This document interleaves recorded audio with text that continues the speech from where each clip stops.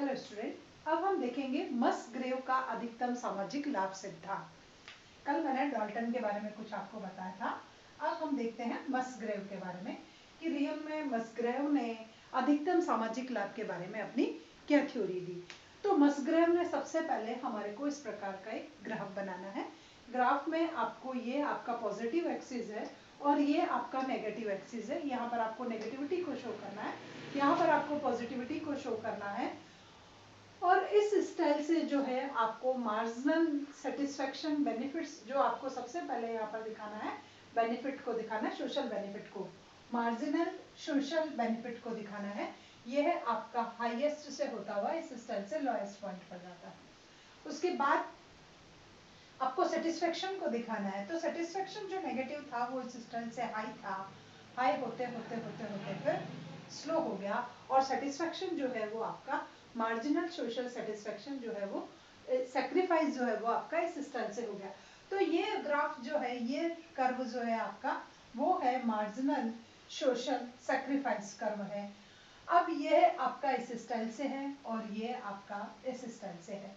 तो सबसे पहले देख लीजिए कि किसी भी यहाँ पर आपको इस सिद्धांत में ये बताया गया है कि ये दोनों कर्व का है, वो मैंने आपको पहले ही बता दिया कि इसमें जो है आपका सेक्रीफाइस इस स्टाइल से जा रहा है और आपका जो है बेनिफिट वो इस स्टाइल से हो रहा है।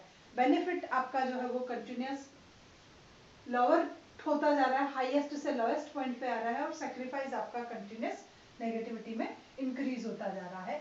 अब यहाँ से आपको एक कर्व लेना है जो यहाँ पर क्रॉस करता हुआ है। जहाँ ये कर्व इस स्टाइल से क्रॉस करता है आपको इन दोनों को मिला देना है और वहां पर एम बिंदु डालना और यहाँ पर ये बिंदु डालना है। सबसे पहले देखो कि सीमांत लाभ, सीमांत लाभ को ये एम भी शो कर रहा है आपका और सीमांत त्याग को ये एम एस शो कर रहा है। इस स्टाइल से ये शो किया जाता है। किसी भी कंट्री में बजट का जो ऑप्टिमम लेवल है वो ओ एम है। ओ एम जो है वो बजट का आकार है, आपका बजट का स्वरूप है और ये बजट का आकार आपकी फर्म में होना चाहिए। शुद्ध सीमांत लाभ यहाँ पर शून्य है। एम पर आपका शुद्ध सामान्य लाभ बिल्कुल शून्य आ जाता है। एम बिंदु पर जो है वो शुद्ध सामान्य लाभ 0 हो जाता है। शुद्ध सामान्य लाभ इतना हाईएस्ट था जो कंटिन्यूस डाउनफॉल में होता हुआ जा रहा है। तो एन जो कर्व है वो आपका शुद्ध सीमांत लाभ कर्व है, शुद्ध सीमांत लाभ कर्व माना जा रहा है। कुल सामाजिक लाभ अधिकतम कहाँ तक होगा आपको ओ एम और एन बिंदु, ओ एम और एन बिंदु तक का आपको शुद्ध अधिकतम सामाजिक सीमांत लाभ जो बराबर होगा। और सार्वजनिक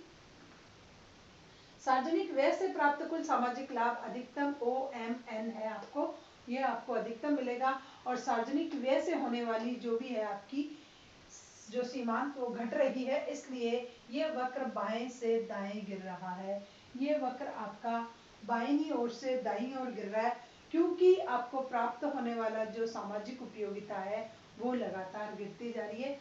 सामाजिक उपयोगिता लगातार गिरने के कारण ये वक्र दाएं से बाएं की ओर गिर रहा है। और एन जो है वो इन दोनों वक्रों को जहां पर क्रॉस करता है वही ऑप्टिमम लेवल डिसाइड होता है कि बजट का आकार यही ऑप्टिमम होना चाहिए। यहाँ this is equal to this, आपका बेनिफिट आपके सेक्रीफाइस के बिल्कुल इक्वल प्राप्त हो रहा है। ये है आपका अधिकतम सामाजिक लाभ का सिद्धांत। अब अधिकतम सामाजिक लाभ के लिए डाल्टन ने 2 दिशा निर्देश दिए थे। अधिकतम सामाजिक लाभ के लिए प्रोफेसर डाल्टन ने 2 दिशा निर्देश दिए थे, उनको हम बाद में देखेंगे, पहले इसको देख लो। एन सार्वजनिक बजट में होने वाली उत्तरोत्तर वृद्धि से प्राप्त होने वाला लाभ को मापने का काम करता है। एन जो है रेखा वो एन रेखा सार्वजनिक बजट में होने वाली उत्तरोत्तर वृद्धि, जो हम हमारे बजट में कंटिन्यूस इंक्रीमेंट कर रहे हैं, तो उस बजट में होने वाली उत्तरोत्तर वृद्धि से लाभ का मापन कर रही है कि रियल में कितना लाभ होगा। एन रेखा सार्वजनिक बजट में उत्तरोत्तर वृद्धि हो रही है, आपका बजट कंटिन्यूस इंक्रीज होता जा रहा है। बजट का आकार पहले ये था, फिर ये था, फिर ये था, फिर ये था, तो इससे जो कंटिन्यूस आपके बजट का आकार बढ़ रहा है, उस बजट के आकार को मापने वाली लाभ रेखा है, शुद्ध सीमांत लाभ रेखा है एन। ये एन जो है आपका वो है। बजट का अधिकतम आकार आपका OM होना चाहिए। किसी भी कंट्री में बजट जो बनना चाहिए वो मैक्सिमम OM साइज का होगा, वही ऑप्टिमम बजट होगा। यहाँ पर सीमांत लाभ शून्य है। इस पॉइंट पर किसी भी कंट्री में सीमांत लाभ शून्य है, जो मैंने आपको पहले ही बताया कि शुद्ध सीमांत लाभ यहाँ पर 0 के बराबर होने के कारण न्यूनतम त्याग और सार्वजनिक व्यय से होने वाला लाभ दोनों बराबर है। यहाँ पर आपका ये त्याग और आपका लाभ ये दोनों बिल्कुल बराबर है, इसलिए इससे क्रॉस करती हुई एक रेखा ऊपर की ओर जाती है और इससे क्रॉस करती हुई एक रेखा हो जाती है। ये आपका बजट का ऑप्टिमम साइज है। यहाँ पर ये और ये दोनों न्यूनतम है, दोनों न्यूनतम है। यहाँ आपका इसका कर्व का शेप इस स्टाइल का आएगा कि यहाँ पर जो है इसका लेवल जो होगा वो डाउनफॉल होता हुआ होगा, कि यहाँ पर ये दोनों न्यूनतम है और सार्वजनिक व्यय से होने वाले लाभ के बराबर सार्वजनिक उपयोगिता है, कि जो भी आपका सेक्रीफाइस हो रहा है वो आपके इसके बराबर है। और दोनों को बजट योजना के सामान्य सिद्धांत में जोड़ दिया जाता है और फिर इन दोनों को हम बजट की जो भी हमारी सामान्य योजना है उसमें जोड़ देते हैं। एक बार वापस बताने का प्रयास कर रही हूँ। ये आपकी NN रेखा है, ये सार्वजनिक बजट में होने वाली उत्तरोत्तर वृद्धि से प्राप्त होने वाले लाभ को मापने वाली रेखा है। बजट का अधिकतम आकार आपका OM के बराबर होना चाहिए। यहाँ पर सीमांत लाभ शून्य है, यहाँ पर ये सीमांत लाभ आपका OX एक्सिस पर होने की वजह से 0 है।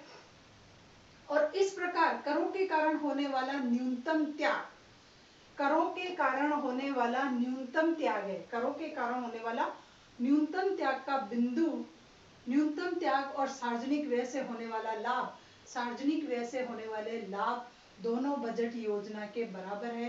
इन दोनों को बजट योजना में प्राप्त करते समय जोड़ दिया जाता है।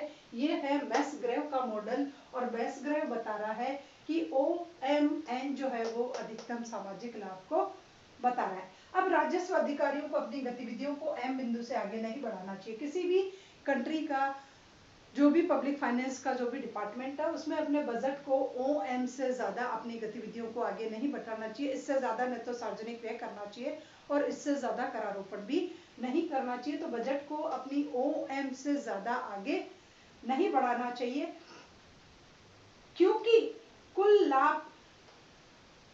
लाभ जो है इसके बाद नकारात्मक हो जाएगा। इसके अगर आपने ज्यादा बढ़ाया तो आपका टोटल जो बेनिफिट है वो नेगेटिव जाएगा। देखो ये 0 था और 0 के बाद यहाँ से आपका टोटल प्रॉफिट नेगेटिव होने स्टार्ट हो गया। इसलिए बजट के आकार को इससे ज्यादा नहीं बढ़ाना चाहिए, क्योंकि इससे आगे आपने बढ़ाया तो आपका जो टोटल प्रॉफिट जो हो रहा है सीमांत लाभ वो नकारात्मक हो जाएगा, नेगेटिव में टर्न हो जाएगा। ये आपका माइनस के पॉइंट को शो कर रहा है, जो भी कुछ मान लो वो माइनस के पॉइंट है।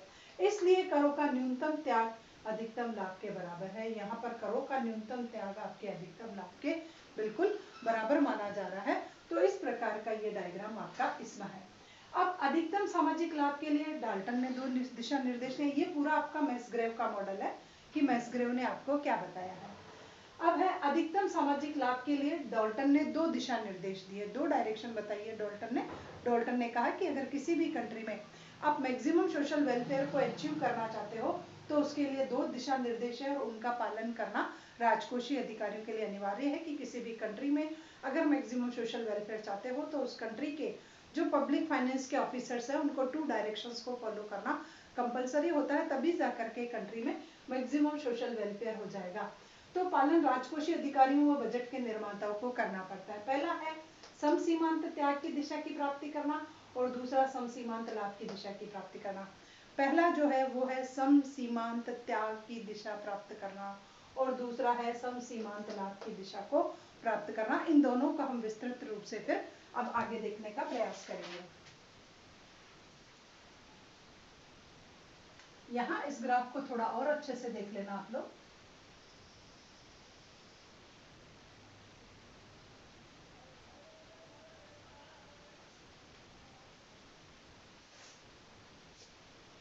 तो ये था हमारा मेस्ग्रेव का मॉडल और उसका ये डायग्राम।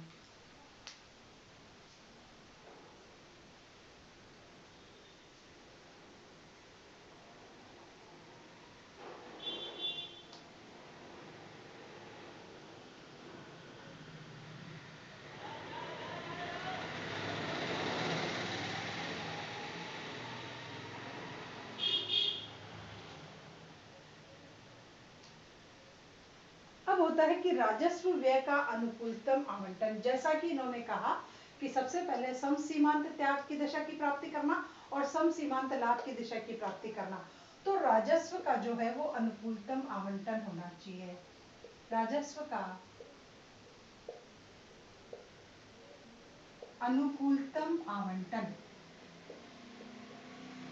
कि किसी भी कंट्री में अगर मैक्सिमम सोशल वेलफेयर को चाहते हैं तो हमें राजस्व का अनुकूलतम आवंटन करना होगा। जो भी पब्लिक फाइनेंस, जो भी पब्लिक रेवेन्यू कलेक्ट होती है, एटलीस्ट उसका ऑप्टिमम यूटिलाइजेशन होगा, उसका बेटर यूटिलाइजेशन होगा, बेटर अलोकेशन होगा कि आप उसको किस किस स्टाइल से कहाँ कहाँ डिस्ट्रीब्यूट कर रहे हो। ये डिस्ट्रीब्यूशन जो आप डिफरेंट डिफरेंट टाइप्स की मदों पर करते हो, आइटम्स पर करते हो, वो डिस्ट्रीब्यूशन बिल्कुल प्रॉपर और अनुकूलतम ऑप्टिमम होना कंपलसरी होता है।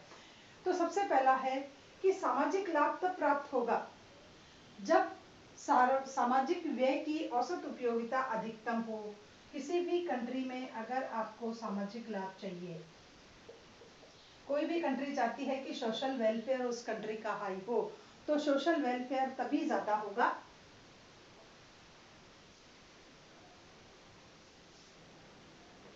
जब सार्वजनिक व्यय की औसत उपयोगिता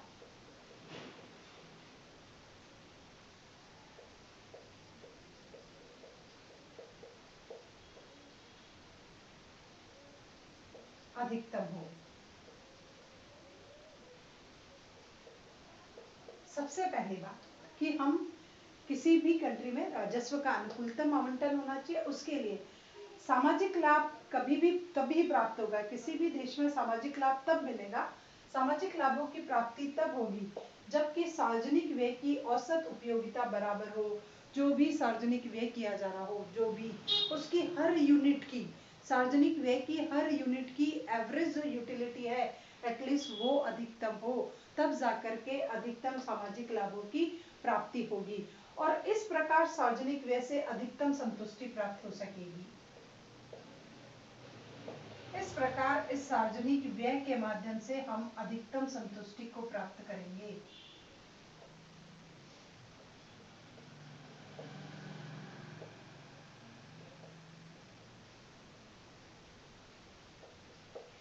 पहली बात, अगर सामाजिक लाभों को अधिकतम करना है तो सार्वजनिक व्यय की औसत उपयोगिता अधिकतम करेंगे। एवरेज यूटिलिटी को हम कंटिन्यूस हाईएस्ट करते जाएंगे कि एवरेज यूटिलिटी, तो एवरेज यूटिलिटी तब हाईएस्ट होगी जब हमारी टोटल यूटिलिटी हाईएस्ट होगी। टोटल यूटिलिटी जब हाईएस्ट होगी तभी जाकर के एवरेज यूटिलिटी हाईएस्ट होगी, या टोटल यूटिलिटी में रैपिड रेट से चेंज होगा।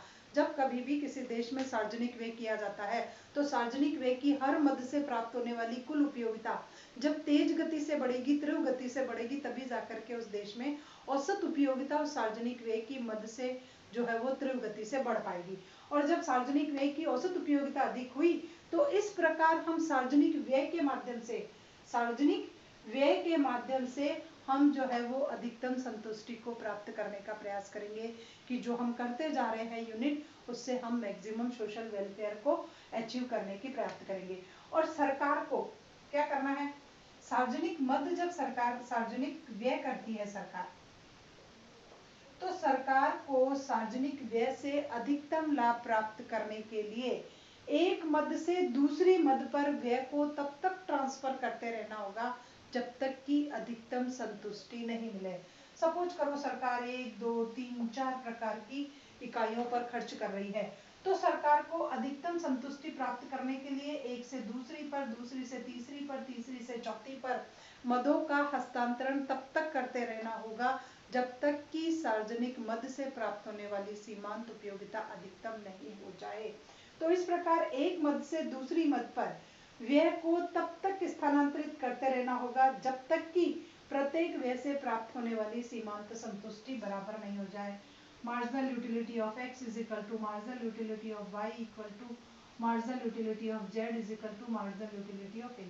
तो इन सब से प्राप्त होने वाली जब तक हमारी उपयोगिता बराबर नहीं हो जाए तब तक सरकार को इन मदों को हस्तांतरित करते रहना होगा। वापस समझ लीजिए, देखिए ये लाइन थोड़ी सी इंपॉर्टेंट है। पहली बात आपके समझ में आ गई, मसग्रेव का ही मॉडल है, डॉल्टन के ही विचार है, उन विचारों को हम आगे बढ़ा रहे हैं। डॉल्टन के जो ये 2 पॉइंट्स है, इन 2 पॉइंट्स का सबसे पहला मैं थोड़ा सा इंट्रोडक्शन एक्सप्लेन कर रही हूँ, उसके बाद हम 2 ग्राफ पर आएंगे। तो सबसे पहला, इस प्रकार सार्वजनिक व्यय से हम अधिकतम संतुष्टि को प्राप्त करेंगे। यहाँ तक क्लियर हो गया। अब ये कह रहा है कि सार्वजनिक व्यय से अधिकतम संतुष्टि तभी प्राप्त होगी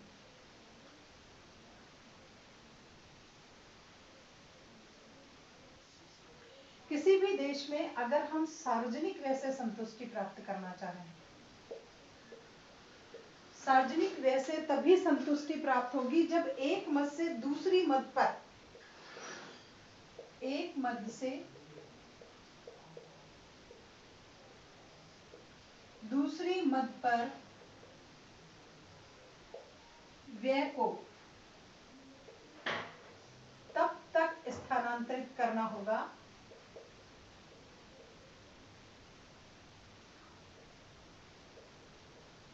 व्यय को तब तक स्थानांतरित करना होगा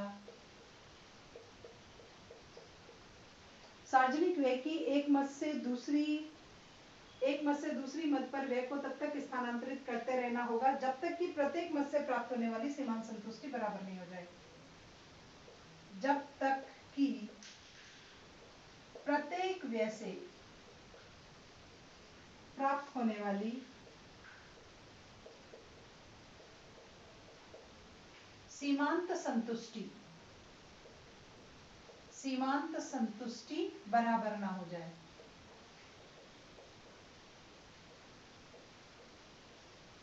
अब वापस थोड़ी सी थ्योरी समझिए कि सार्वजनिक व्यय जो भी गवर्नमेंट पब्लिक एक्सपेंडिचर कर रही है डिफरेंट टाइप्स की मदों पर, अलग अलग तरीके के उस पर आइटम्स पर, तो एक मद से दूसरी मद पर व्यय को तब तक स्थानांतरित करना होगा जब तक कि प्रत्येक मद से प्राप्त होने वाली सीमांत संतुष्टि बराबर नहीं हो जाए।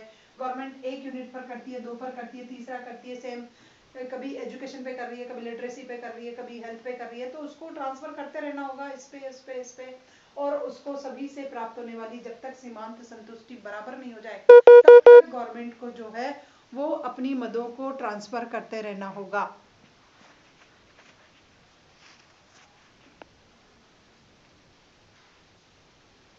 तो प्रत्येक व्यय से प्राप्त होने वाली जब तक सीमांत संतुष्टि हमारी बराबर नहीं हो जाती है तब तक सरकार को इस प्रकार व्यय को ट्रांसफर करते रहना होगा।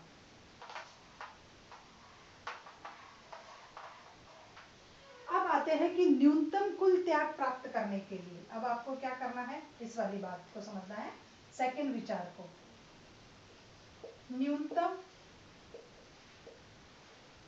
कुल त्याग प्राप्त करने के लिए, इनके अभी डायग्राम नहीं बना रही हूं, मैं केवल इनकी थ्योरी को समझा रही हूं कि न्यूनतम कुल त्याग प्राप्त करने के लिए करों का भार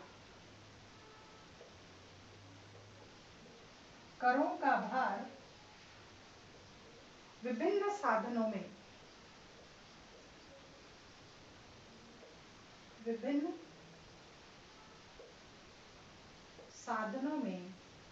विभाजित कर देना चाहिए। विभाजित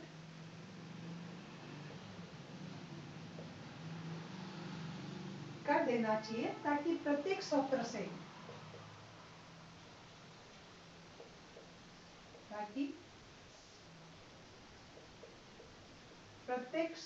से प्राप्त होने वाला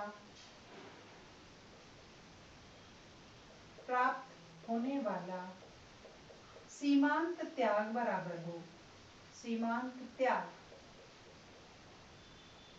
प्राप्त होने वाला सीमांत त्याग बराबर हो और इसके लिए साधनों का अनुकूलतम वितरण करना होगा। इसके लिए साधनों का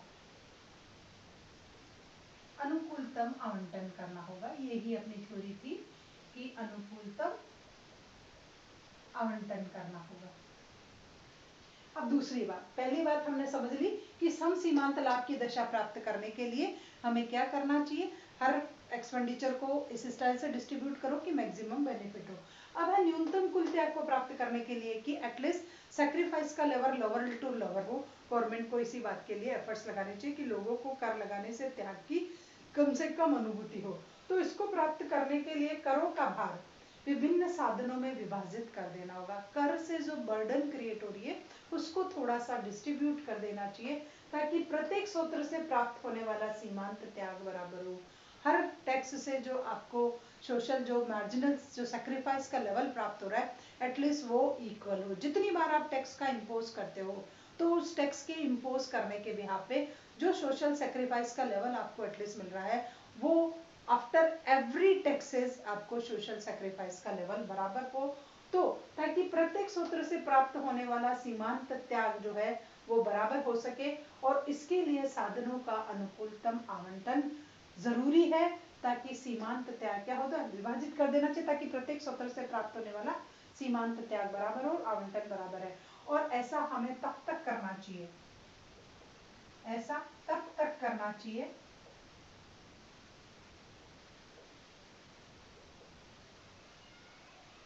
ऐसा तब तक करना चाहिए जब तक कि प्रत्येक मध्य से प्राप्त